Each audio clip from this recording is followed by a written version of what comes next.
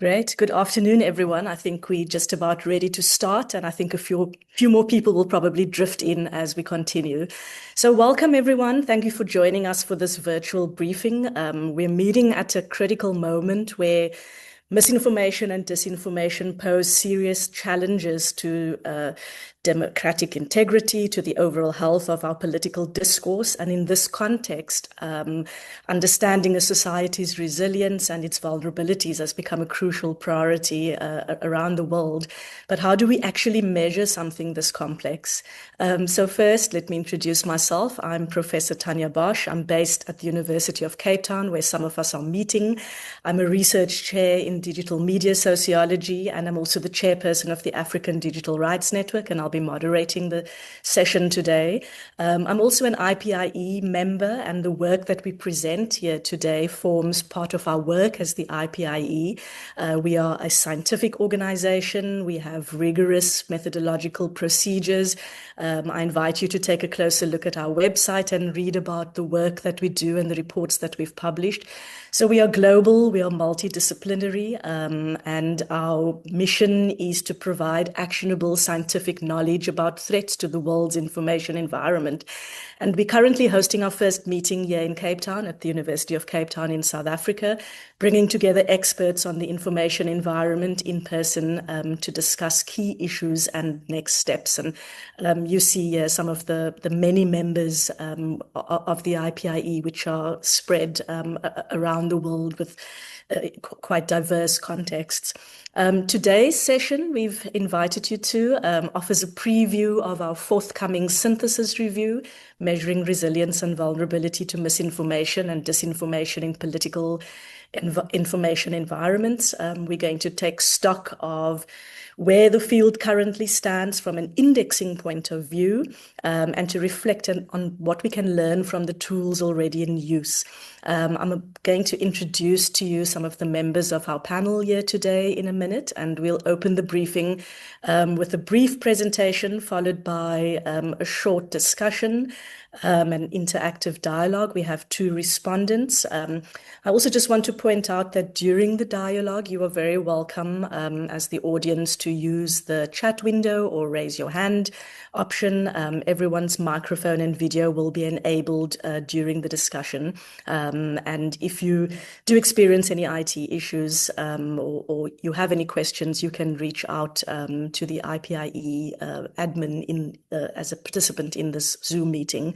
So let me now introduce the scientific panel and the rest of the expert speakers who you'll hear from today. So first, I'm going to hand over to Professor Michael Chan, who I'll introduce in a minute, but we will have two respondents to Professor Chan's presentation. So we have in the room Professor Madalina Botan, who's a professor in media research studies and political communication at the National University of Political Science and Administration, Bucharest, Romania. She was recently appointed vice chair for drafting the Code of Practice on AI by the AI Office, the EU Commission. And our second respondent is Adam Fivenson, a non-resident fellow at the Center for Security, Innovation and New Technology at Amsterdam University in the US. Adam researches, writes, and runs projects at the intersection of democracy, technology, and the information environment. Until recently, he led the research portfolio on authoritarians' manipulation of the information environment at the International Forum for Democratic Studies, which is the National Endowment for Democracy's internal think tank. But first, I'd like to welcome and introduce Professor Michael Chan. Michael is a professor at the School of Journalism and Communication, the Chinese University of Hong Kong. His research examines the roles and consequences of digital technologies and communications in politics, society, and journalism. And his current projects involve several international collaborations on the efficacy of different interventions against the belief in and spread of misinformation. So, Michael, welcome. Please do share with us some of the key findings of our indexing panel and the report, which is soon to go live. Okay, thank you so much, Tanya. Although I'm presenting the the report today, I would first like to acknowledge that this has really truly been a team effort with all members of the panel of indexing, sharing their expertise and regional knowledge in shaping this report. In this presentation, I aim to give a snapshot of the findings as we explore the power and utility of indexing and how indexing has been applied to the context of studying misinformation and disinformation. We did this by, excuse me, we did this by going through a comprehensive comparative analysis of 10 indexes and attempted to draw key lessons that can help us theorize and potentially develop an index for the global information environment in the near future. So, why indexing? Our starting point is the emerging consensus among different stakeholders that misinformation and disinformation are not isolated problems, but reflect symptoms of deeper structural conditions within societies. So indexing can help us identify and measure these conditions, such as features of media systems and political context, so we can understand what makes a country more vulnerable or more resilient to misinformation. Several indexes have tried to do this in recent years, but there has been no systematic comparison of their underlying assumptions, geographic coverage, and practical feasibility.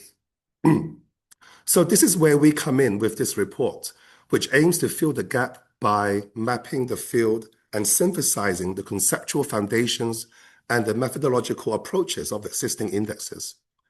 So in doing so, we identify best practices to guide the design of future indexes that can support the strategic efforts of policymakers, civil society organizations, and other stakeholders in order to combat misinformation and disinformation.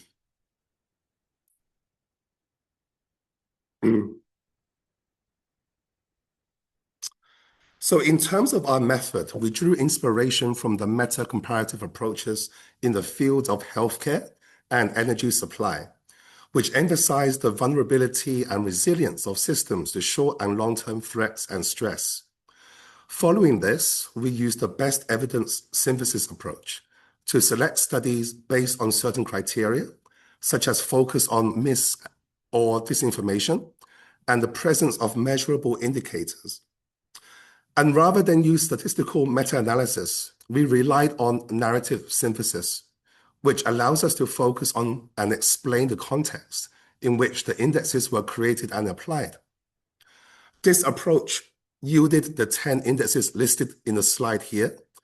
They were published between 2020 to 2025, and most of them only have one iteration, with the Disinformation Resilience Index having more than one iteration.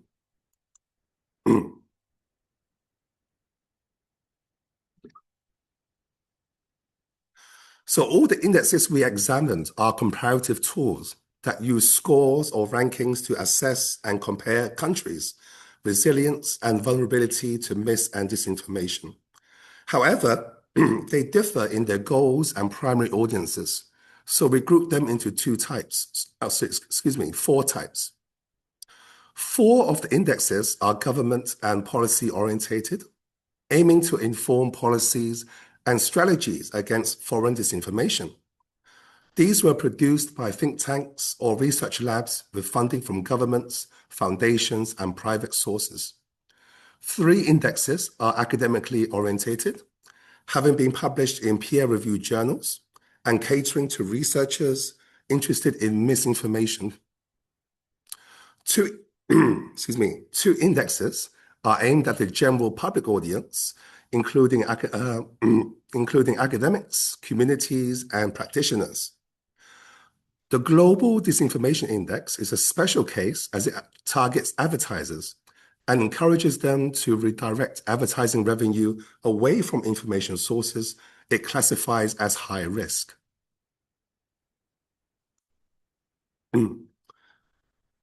So far in this presentation, you have already heard me use the terms vulnerability and resilience many times.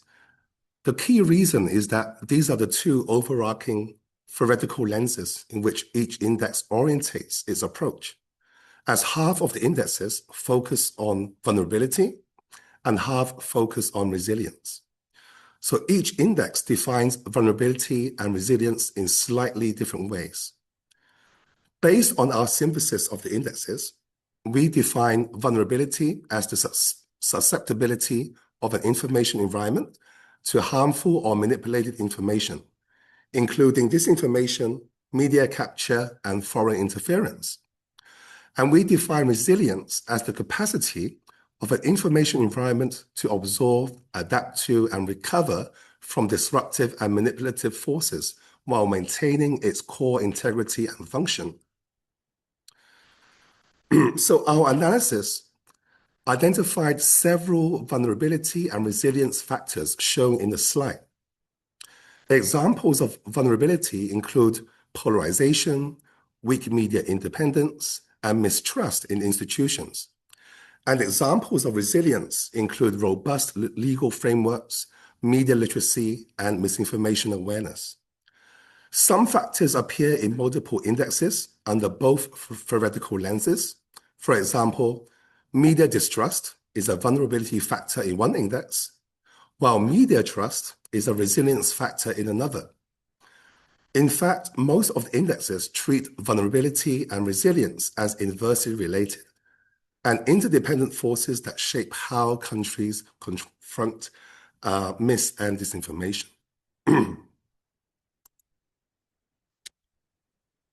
So let's look at some substantive examples. From our comparative analysis, we found several instances of conceptual alignment and methodological similarity across indexes that provide complementary insights. The ROD index and the EV index are good illustrative examples as shown in the slide. Despite being developed independently with different indicator sets and data collection strategies, the index's ranking of the 14 advanced democracies are highly correlated. This is because they share the same theoretical foundations and premises that underlie the measures. Here you can see another example. As shown here, we did a comparison between the Media Literacy Index and the FIMI Index. We would normally expect a high correlation between the two, as they both focus on resilience. Instead, the correlation is more modest. One possibility is that while the indexes are complementary, they are measuring different aspects of resilience, as the Media Literacy Index heavily emphasizes factors such as media freedom and education levels, whereas the FIMI Index adopts a more holistic structural and behavioral approach.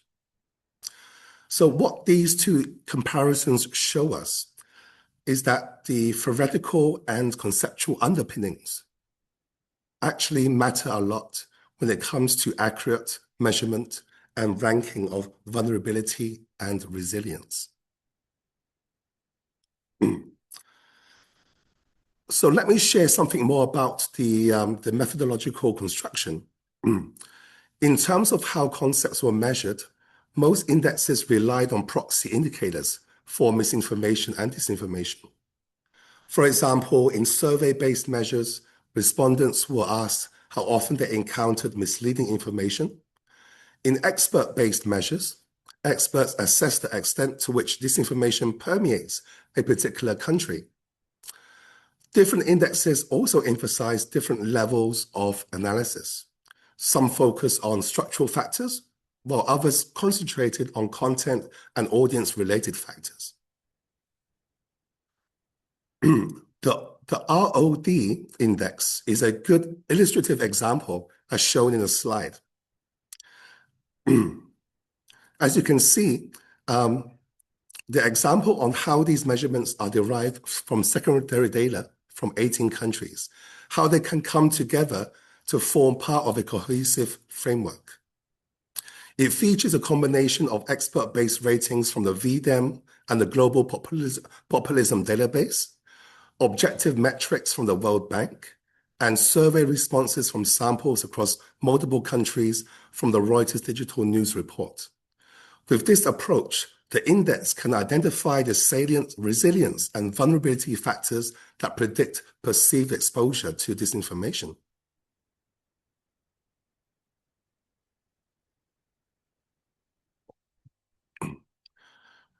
There were many takeaways, there were many takeaways from our analysis, but I highlight three overarching ones here. First, the analysis demonstrated that vulnerability and resilience can provide a powerful meta framework for understanding the conditions under which political mis- and disinformation is amplified or mitigated, and how indexing can effectively compare vulnerability and resilience across countries and over time. Second, several indexes offer valuable insights for developing more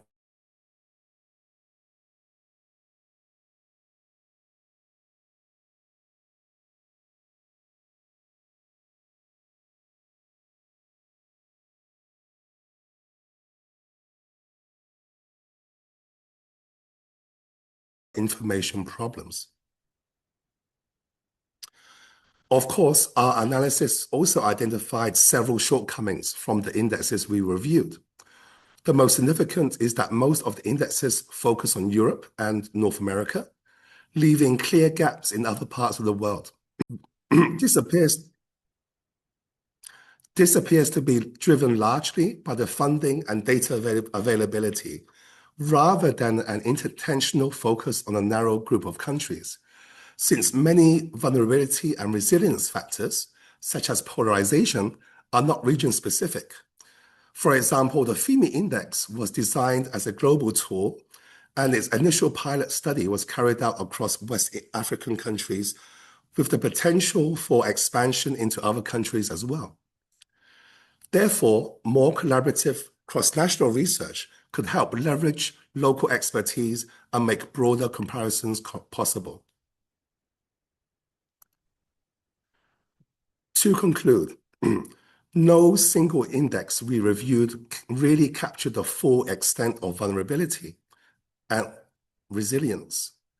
But by comparing them, we can trace how different conceptualizations and operationalizations work in practice, what they revealed and what they omitted. So this highlights the need for the research community and other stakeholders to establish a consensus framework that accommodates index pluralism. By doing this, we have the means to develop a theory-driven, methodologically robust, and adaptive tool for indexing the global political information environment. And this is a task that the indexing panel of the IPIE has already begun. So thank you all very much. And again, I have to apologize for my voice, as I was recently recovering from an illness. But so this gives you an overview of what we've done in our analysis of the 10 indices. So thank you. Thank you very much, Michael, for that very detailed and quite thought-provoking presentation. We now move to the section of the program where I'd like to call on our two expert speakers to respond to some of what's just been raised in Michael's presentation. So if we could begin with you, Madalina, and we'll give you each, you and Adam, about 5 minutes roughly each. Of course. Thank you so much, Tanya. Indeed. So I would like to start from a very specific place of the whole discussion, from Eastern Europe, because my contribution to this project and to its next phases comes not only from research expertise, but from working in one of the world's most fragile information environments. So across the 10 indexes that we reviewed, at least 2, or arguably 3, Disinformation Resiliency Index, GlobSec Vulnerability Index, and Global Focus Permeability Index, they all focus explicitly on Eastern Europe. And they do so for a simple reason. Our region consistently ranks among the least resilient to mis- and disinformation. So this isn't an abstract classification, unfortunately. It's a lived condition. And elections, public trust, media ecosystems are shaped by coordinated influence, by algorithmic amplification, and by deep structural vulnerabilities. In other words, Eastern Europe doesn't just suffer from information disorders, it reveals them. And this perspective, I believe, is essential for the ambition that drives our collective work, to build a global index that has the national granularity and also the global relevance. Why do I say this? Because in Eastern Europe, we see the fractures earliest and often most intensely. So I would say that the tactics that later appear in Western democracies, such as hybrid interference, weaponized conspiracy networks, cross-platform narrative coordination, they tend to surface earlier in our region. So this turns Eastern Europe into a kind of early warning system for the rest of the world. So if a frame for measuring information resilience works in Eastern Europe, one of the most exposed and structurally complex regions, it can certainly work anywhere. And if it fails there, it almost certainly fails elsewhere. So this brings me to my core insight. A global index cannot be built only from the vantage point of resilient democracies. It must be grounded in the realities of places where the information environment is already under stress.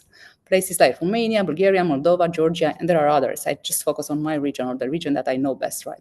Because only there we can observe how structural, institutional, and also cognitive vulnerabilities interact and intensify one another. Many existing indexes treat these vulnerabilities, media independence, trust, foreign influence, digital literacy, as separate categories. But in low resilience environments, they are deeply entangled. So media captures, erodes trust, trust accelerates polarization, polarization strengthens foreign influence amplifies disinformation, and of course, platform incentives magnify it all.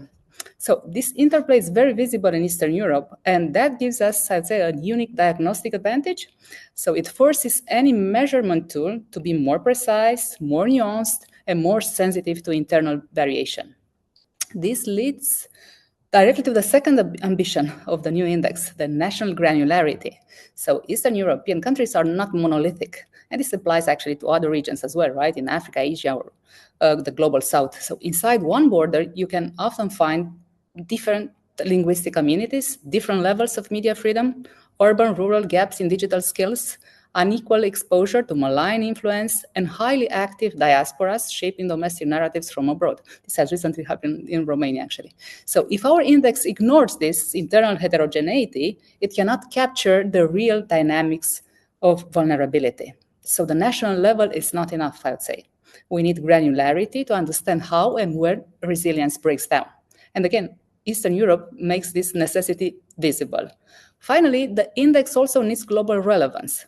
And this is where Eastern Europe offers something important. By providing the complex cases where multiple vulnerabilities intersect at once, we can help ensure that the final index is robust across diverse political systems, not just the stable ones. In our region, actually, we can do stress tests. So if indicators hold under Eastern European conditions, they become stronger globally. So my message is simple. Eastern Europe is not a peripheral case. It can serve as a central pillar in designing a global index that is both fine-grained and globally scalable. Our vulnerabilities are not only regional challenges, they are universal warning signs. And if we want a tool capable of diagnosing and strengthening the world's information environments, we must build it with the lessons learned in low resilience regions. So those are my ideas so far. Happy to take questions. Yeah, Thank you, Tanya. Thank you very much, Madalina. I think we'll come back and talk about that later for sure. But I think those insights that you raised definitely highlight the need for us to, in some ways, decenter knowledge production when we develop measurement tool. We need to take into account diverse contexts, as you've pointed out. Adam, if I could pass the microphone, so to speak, to you. Thanks so much, Tanya, and thanks to Madalina and Michael for really excellent presentations and very relevant ones. I'll just start with saying we're living through a time of incredibly rapid and incredibly consequential change, and it's destabilizing democratic societies all around the globe. My view is that efforts like these, like this new index, are really critical to us rebuilding bottom-up engagement and support that we need to turn the tide. So let me say a little bit more about what I mean by that. changes in our geopolitical environment, changes in our technological environment, and of course, changes in our information environment, they're accelerating faster than potentially at any point in human history. And the harmful impact on systems of accountability for the powerful, on democratic practice, and on societal trust has already been massive. This group of all groups probably doesn't need me to tell you that. Still, I think it's important to mention at the top. In many ways, our information environment has changed really massively in just the last 2 or 3 years. I would argue the debut of generative AI is enabling powerful, coordinated, authoritarian aligned actors to amplify their work and to do so faster, cheaper, easier than ever before. At the same time, platforms are now openly aligning themselves with authoritarian power, which in some ways feels like a fait accompli. If you're a fan of 80s sci-fi. And they're doing so in ways that are really, removed from the internal mechanisms of accountability that they used to have in place, like trust and safety teams that have really been diminished, that have been externalized. They're now, in many cases, sharing data with authoritarians, and they're changing policies to match the preferences of powerful actors. And I'm thinking specifically of X and Meta, although they're not the only ones in that case. Globally speaking, these changes and these challenges are really only likely to get worse in the coming months. And I say that looking at the global perspective and global situation from the US right now, where over the last 10 months, we've seen the dismantling of the US infrastructure that was in place for information integrity all around the globe. And of course, you have the shutting down of USAID. That takes about $2.6 billion of democracy support off the table. Not all of that was specific to the information environment, but a significant chunk of it was. At the State Department, the Global Engagement Center has been shuttered. They were doing about $100 million in grants globally out to other organizations who were doing this work. Then you have reductions at non-governmental institutions like the National Endowment for Democracy, where I formerly was engaged, which still exists, but still significantly weakened. And there are a number of other institutions like that that are either very much weakened or no longer exist, like the U.S. Institute for Peace, for example. So we're not really clear yet on the global impact of these changes.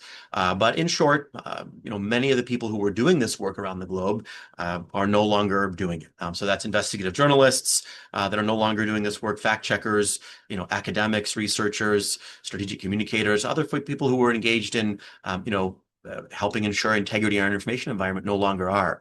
So while there are so many things that are really necessary and needed at a time like this, globally speaking, from a democracy standpoint, a comprehensive information vulnerability barometer like this one, an index that brings together lots of different regional efforts that I've been following over the years. It's actually really, really critical in what it means for the practitioner community, what it helps us to understand about open societies, and what it can help open societies broadly understand about what they're seeing in themselves and their own information environments. More than anything, finding ways to define and create indicators around what a healthy information environment looks like is really, really critical. And I know there's been a lot of effort that's gone into that through this work here. So, my sense of it is that now is the time for an effort like this.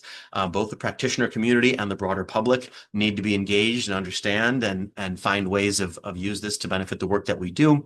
And I just want to thank the IPIE for the chance to speak on these topics, talk a little about what's happening here in the US, and have a chance to react to this really important work. Thank you very much.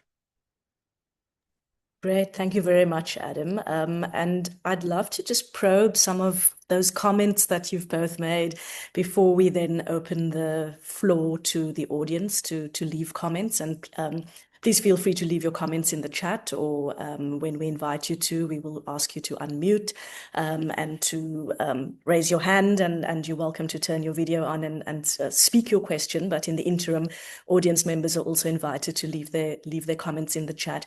But Adam, if perhaps I could begin with you. I mean, these concepts of vulnerability and resilience, they feel like keywords that we've kind of thrown about quite a lot in all these presentations.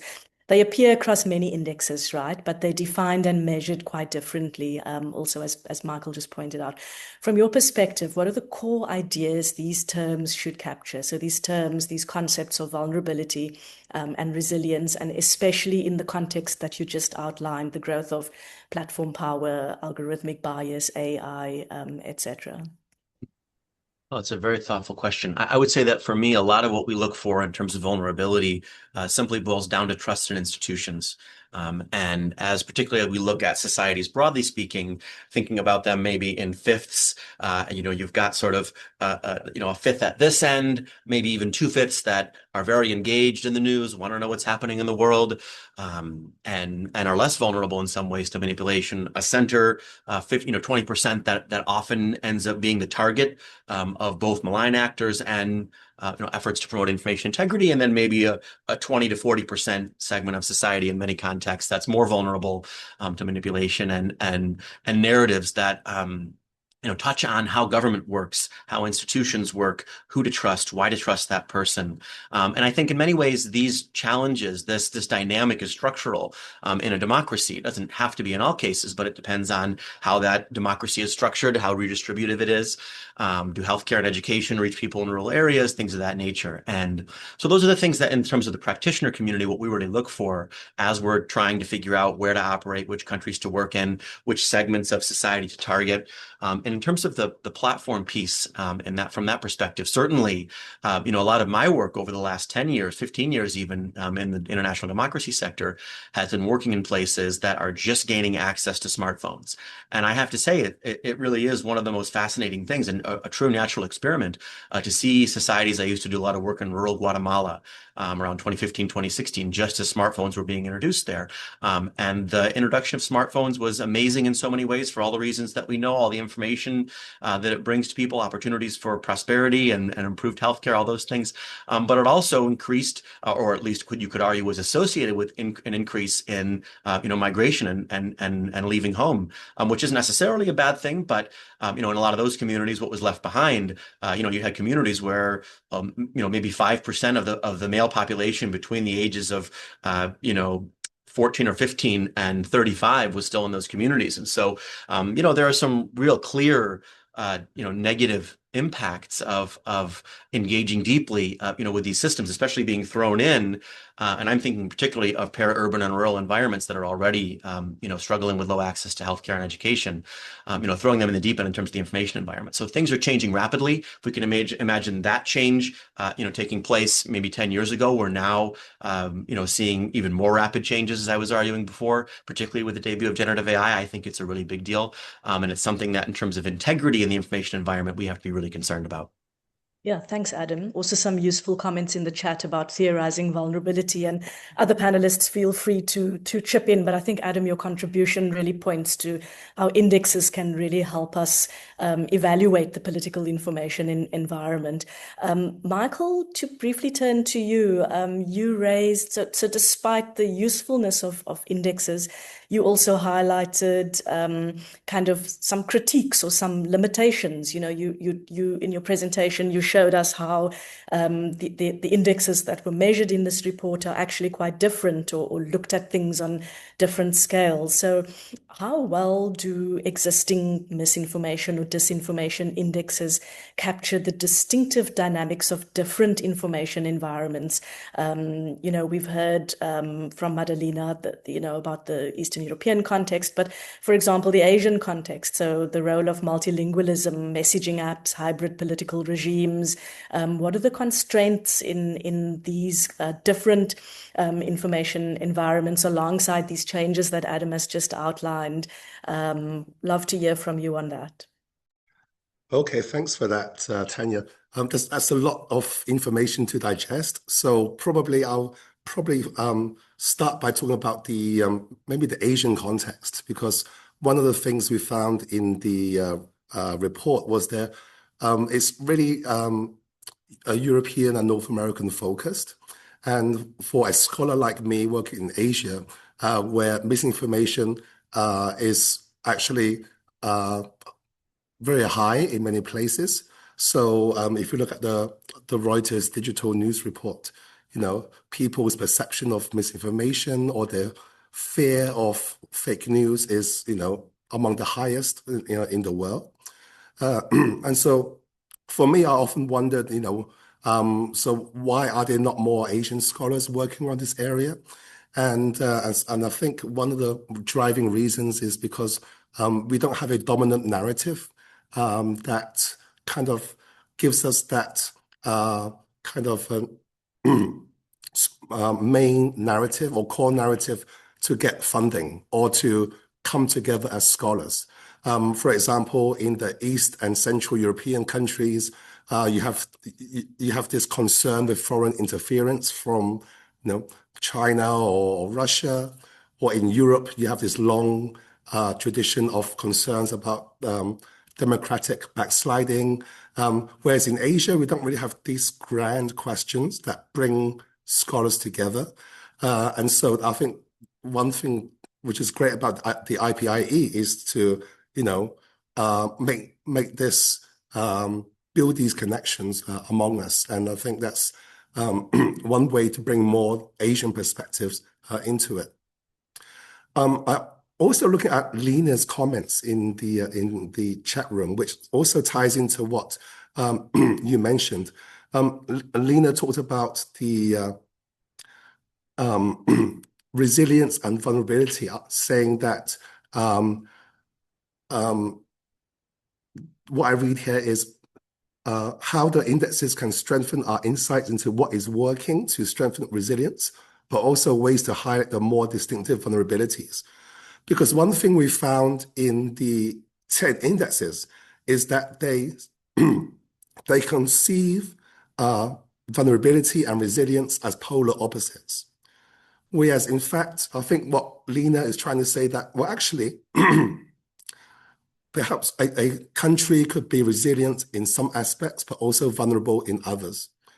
So perhaps this is another way of looking at vulnerability and resilience, in that they may not be polar opposites, but can we develop an index that can have more give us a more deeper insights as to what aspects of a country is resilient to misinformation, disinformation, what aspects are more vulnerable. And so you get those two perspectives, and rather than a polarized perspective that one country is vulnerable and another country is resilient. So that's my response. Yeah, thank you very much. Very useful insights. It occurs to me that there might be members of the audience that wonder, well, what do we do with this? And I think, Madalina, perhaps to come to you and ask you a question about policy. So what do you see as the most meaningful contributions that this kind of indexing work, this kind of comparative work, which we've just presented, can make to policy formation? How do we turn, this kind of project or this kind of data into something that potentially impacts policy? Indeed, thank you for the question. So yes, that's the main challenge actually, and that would be the aim of such an index. So to come back to what I was saying in my speech, to come back to this, the national granularity, but also the global relevance. So indeed, I would say that if our efforts remain fragmented without having a response or a reaction on the policy side, right, without policymakers or various stakeholders involved in the whole process, then it remains isolated and incomplete.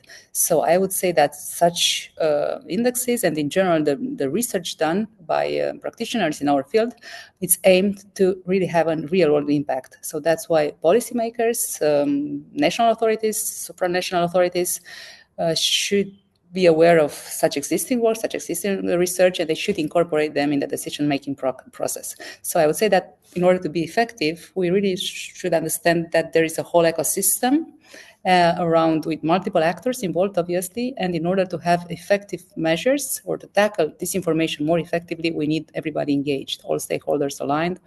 And that's why events such as this one, actually, when we bring more researchers with different perspective, different expertise, right, helps to ensure that more participants are involved into this international, cross-national efforts. Thank you.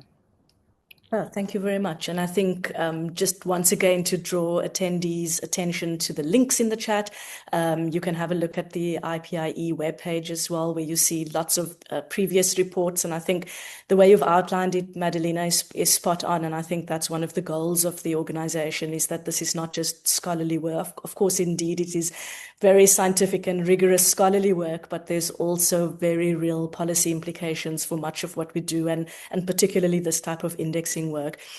So again, colleagues in the room, please put your questions in the chat. I'm not too certain if I can see hands. I don't see any at the moment, but if you're able to unmute yourself and you'd like to ask a question, put your video on, please do that. Alternatively, please feel free to leave your questions in the chat. And while we wait for questions in the chat, panelists, perhaps I can draw your attention to, there's a comment from Guy Berger in the chat around theorizing vulnerability. And I wonder whether could bounce this to you, Adam, or to either one of the other two panelists to kind of reflect on this, Guy's reflection on, how to theorize vulnerability and this idea that misinformation and disinformation is so often fused with hate speech, which he says also needs redefining, but kind of going beyond a concept of information in a kind of pure sense to recognize how vulnerability in communications, he says, including engagement with facts and lies, is invariably intertwined with ideological narratives and so on. I wonder if any one of you would like to reflect on that comment, or whether perhaps I can bounce that to you, Adam, and then we'll go to you, Lena. I don't see your hand, but if you're able to unmute, I think we'll come to you directly afterwards. Well, I wish I knew, more about this to add. I think Guy is really, spot on with his commentary. And as we think through what vulnerability looks like, I think he's adding some very useful layers of shade and color to that conversation. So no, I wouldn't be able to add to that necessarily, other than just to agree that it's not just, are there institutions out there that people trust? Of course, the nature of those institutions matter. Are they trustworthy? Are they institutions that focus on, larger society, on, the values that in a democracy we often ascribe to our societies, like equality, like trust, things of that nature? Or do they institute other sorts of perspectives? And I think we're experiencing here in the US right now a very interesting moment where we're seeing our institutions change values, and it's quite shocking in many ways. But that ties in with a different conversation. So let me kick it back to you, Tanya. Yeah, thanks. Absolutely. Lena, we can now see you. So if you could go ahead and unmute and ask your question, please go ahead. Thank you, Tanya. Hello, everyone. I'm Lena Slackmulder. I work with Search for Common Ground and co-chair the Council on Tech and Social Cohesion. I just want to say that this work that you're doing has importance on so many levels. And so I haven't seen what it is that you're going to offer in the final product, but I wanted to highlight a couple things that I think are really critical that I hope the report can bring. So the first is to really unpack, and you mentioned it a little bit, Michael, the more precise understanding of what indicators matter most, right? So, for example, Adam, you'll know IREX's work on learn to discern and all of that. So the ability to discern may be something that really could have value going forward, and would have a different weight than sort of an analysis of the prevalence of assessed fake information, right?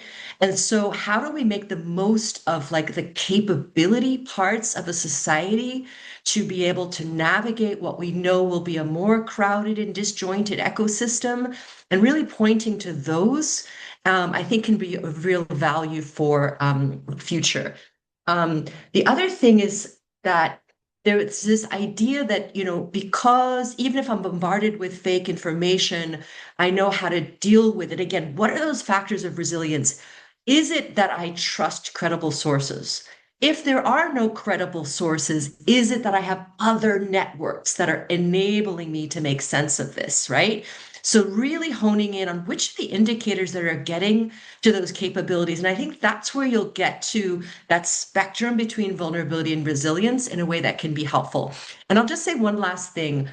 The utility of it, and Madalina, you said this very well too, is that it both can help governments and civil societies to understand where they have more to do, but it can also be the accountability tool for platforms, because we can then begin to measure the degree to which there is unacceptable levels of misinformation that go beyond the normal expected resilience capability of a society to really handle this amount of mis and disinformation. So I think it's something that's really needed in the field. There's too many different policies emerging from different indexes based on different assumptions. It's playing into the lack of platform accountability. And so just want to again reinforce the importance of this work. Thank you. Thank you, Lena. And just to reiterate, if you have other questions, please put up your hand, unmute, or leave your comments in the chat. But Michael, Madalina, Adam, any responses to Lena's reflections? Go ahead, Michael. Oh, yes.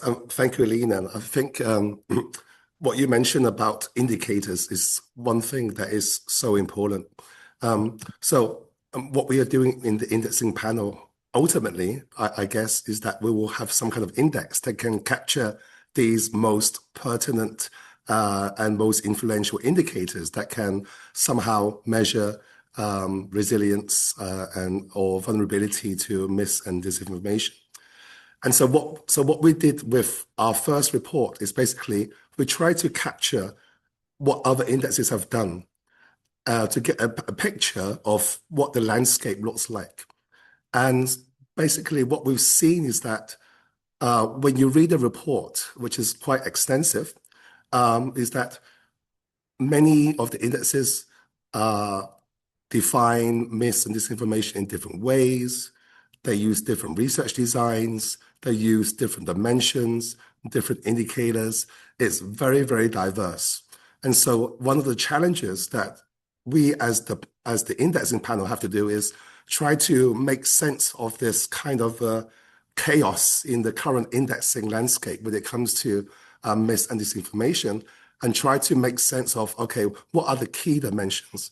What are the key indicators? So hopefully that is something that we can do in the coming months, and then hopefully have a more consolidated, a more theoretically derived list of indicators and dimensions that may help policymakers or NGOs. So that's my part of the response to what Lena has mentioned. Madalina, anything you'd like to add? Yes, I would like to add, because I think Lina has encapsulated very well our main concerns, actually. So indeed, it's key to select those indicators that are the most relevant, that have both national relevance and global relevance, that can be scaled. But of course, the indexes that we have reviewed so far haven't measured particularly disinformation generated by platforms, or haven't tackled or addressed platform responsibility. So we want to incorporate that. So we believe that any index, or if it were to be fit for future, needs to address these particular issues of platforms, maybe even AI-generated disinformation. So that will be one of the main concerns of our panel for sure. Thank you. Yeah, I'd love to probe that some more, because I think with the rise of generative AI and large language models and all the current hype about AI, it's certainly something that would have to be included and integrated, the growth of platforms and platform power, etc. But before we go there, Adam, I wonder if I could ask you to reflect on this, since we are all indexing panel members, the rest of us. Is there some sort of pipe dream, So Michael pointed out, no single index captured the full extent of vulnerability and resilience. And it's something that perhaps we'd like to do, is to build this index that is more reflective and that can give a more accurate picture of the information environment. What are your thoughts on that? Any advice to how we go about that? Is that possible at all? Would love to hear what you think about that. That's really interesting. I used to work on a few different indexes, the Global Integrity Index, the Web Index, some years ago. And my sense of it, and I'm sure that other folks would agree with this, is that the more layers of indexing that you have, the more disconnected the final measure is from the ground, especially from its ability to describe many different contexts in many different ways. And so, of course, all of those other indexes that you've worked to bring together into one, they all I believe from looking at most of them, they're either at the country level or regional level, in which, okay, we can say there are certain, societal factors, technological, economic factors that unite those societies. And of course, as we move to a global perspective and, pardon me, try to bring in, methods that come from a larger and larger swath of indices, it becomes in some ways less representative. All of that said, I think, as I was saying earlier, that this is a time for us to be thinking globally about the state of the space. And so I think it's okay, really. I think it's just fine that an index would be designed that doesn't necessarily correspond to the exact dynamics in any particular country, but tries to take a global perspective. Coming from the international development sector, I used to do a lot of human-centered design work. And of course, every solution should be in many ways tailored to the local context. Yes, yes, yes. But in so many ways, especially the information environment, so many local contexts around the world in many ways resemble one another. We're all in many ways on the same platforms using smartphones, right? There's a global homogenizing effect that we're going through. And in some ways that increases and amplifies the power and usefulness and utility of tools like this. So for the practitioner community, again, it's tremendously helpful to have this work being done, if for no other reason than it helps us come to some level of agreement on what we mean by a healthy information environment. I think I'm either part of a panel or a conversation trying to define that just about every other week right now. And that's not a bad thing. That's a good thing that we're all having that discussion of what is the North Star, the flag on the hill, the flagpole on the hill that we want to be heading toward. So that's in many ways why it's super useful.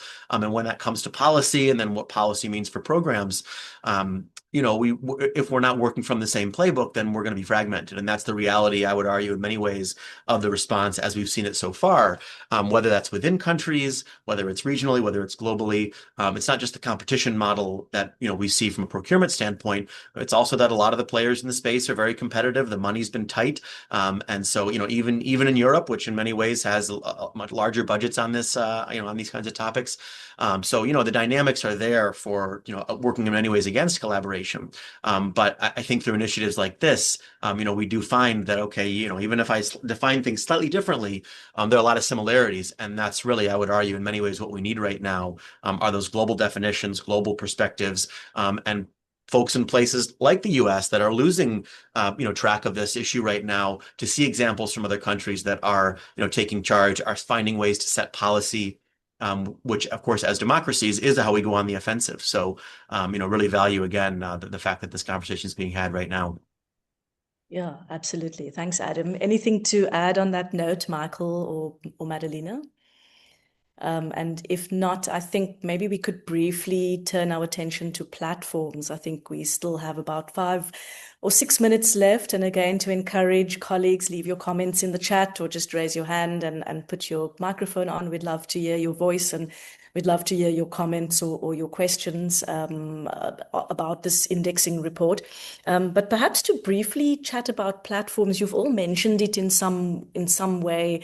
And I wondered if you could each just reflect a little bit more on that. I mean, I suppose one question might be, how should indexing initiatives account for the fact that platform architectures, recommendation systems, moderation policies fundamentally shape the production, circulation, and visibility of misinformation, often in ways that don't map neatly onto national boundaries or institutional indicators. I mean, in some ways, I think this is one of the big challenges of creating a robust index, in addition to what you've just outlined, Adam. So we know that misinformation and disinformation is increasingly shaped by platform logics.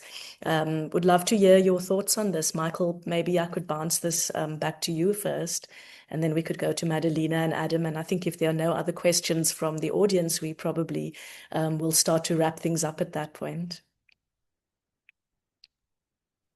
Yeah, maybe I can say a few words on that. Because in my kind of research, I tend to look at platforms from a more individualistic perspective in terms of how algorithms influence individuals' news selection, for example, and how it affects how they perceive the news. And so that's one area in which I always think, how can I apply this to the area of indexing? So how can this phenomenon be kind of indexed in a way? And so again, I'm referring to Guy and Lena's conversation in the chat, where they go into detail about the resilience of video versus text and entertainment versus gaming, spiritual versus well-being. So all those things can also be algorithmically influenced, right? And so just it's interesting to me looking at their kind of mini conversation in the chat to see, oh, how can something like an index capture these kind of dynamics? So I'll just share this small thought of mine here.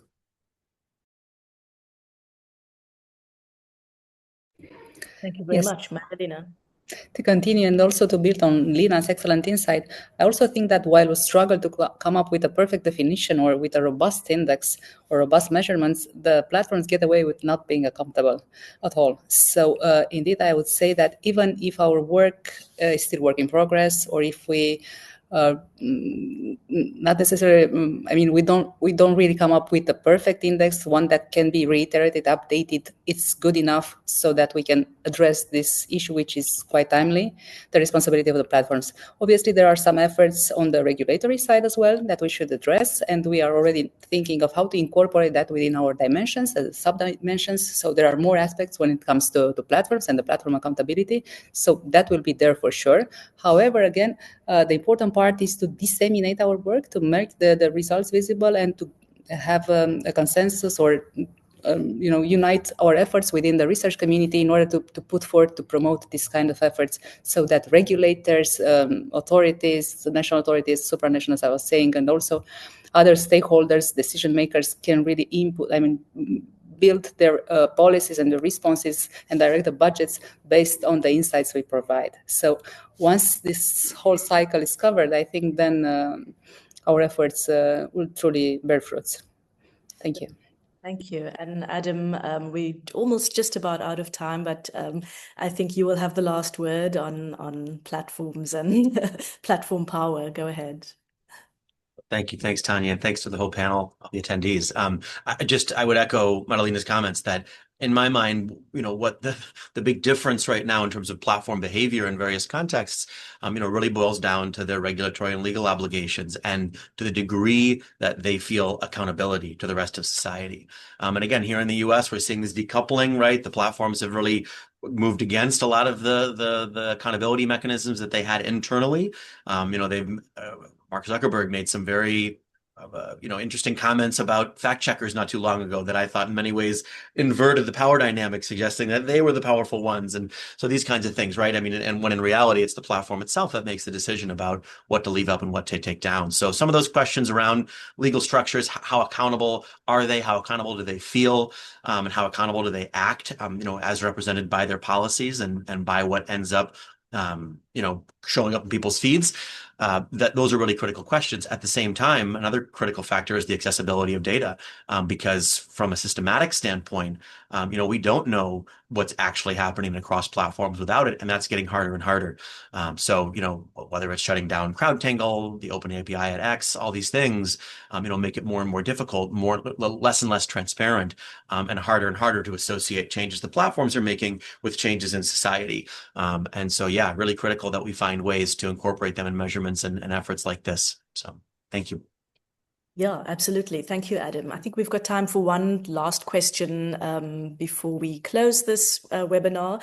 There's a question in the chat about how this kind of work can be replicated.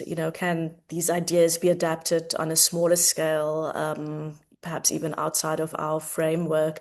Not sure if any one of the panelists would like to respond to that. Michael, perhaps I can bounce that to you. I think that kind of speaks to the importance of systematic reviews and measurements to be able to map, political information environments. But perhaps you have some useful thoughts on that. Yeah, well, we reviewed 10 indexes, so there are at least 10 indexes that that can be looked at.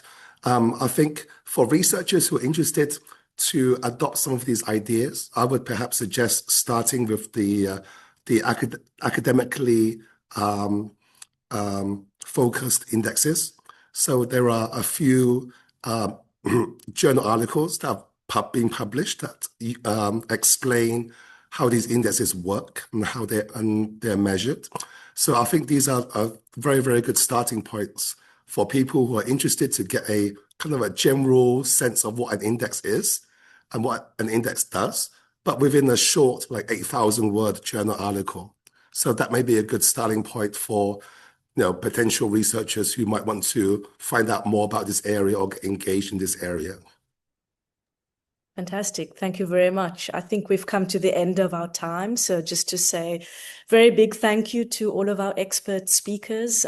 Thank you for sharing that interesting report with us.